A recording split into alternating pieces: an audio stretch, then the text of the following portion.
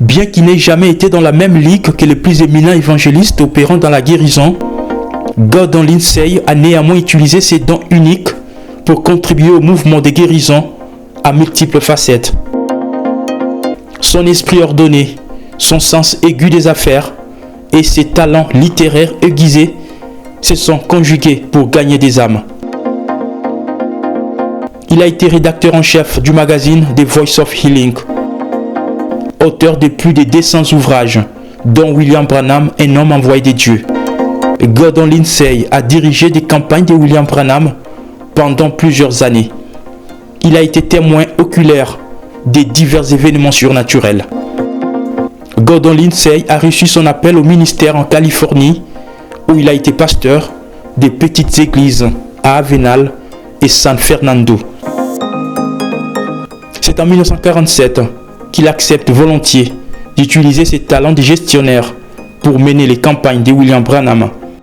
Et en avril 1948, il fait avancer la cause du renouveau en produisant le premier numéro des Voice of Healing, spécifiquement pour promouvoir le ministère du prophète.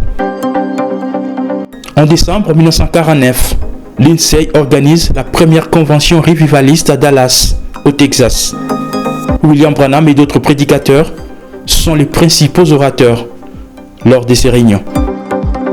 Bien que n'étant pas croyant du message au vrai sens du mot, Gordon Lindsay a cependant aidé à répandre le message à travers les conventions de la voie de la guérison qui étaient des vitrines de l'évangélisation au début des années 1950.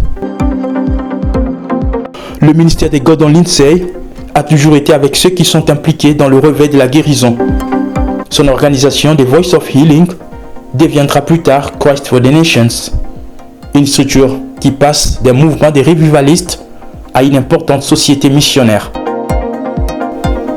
C'est le 1er avril 1973 que Gordon Lindsay, âgé de 66 ans, décède alors qu'il est assis sur l'estrade lors d'un service de culte de l'après-midi au Christ for the Nations Institute.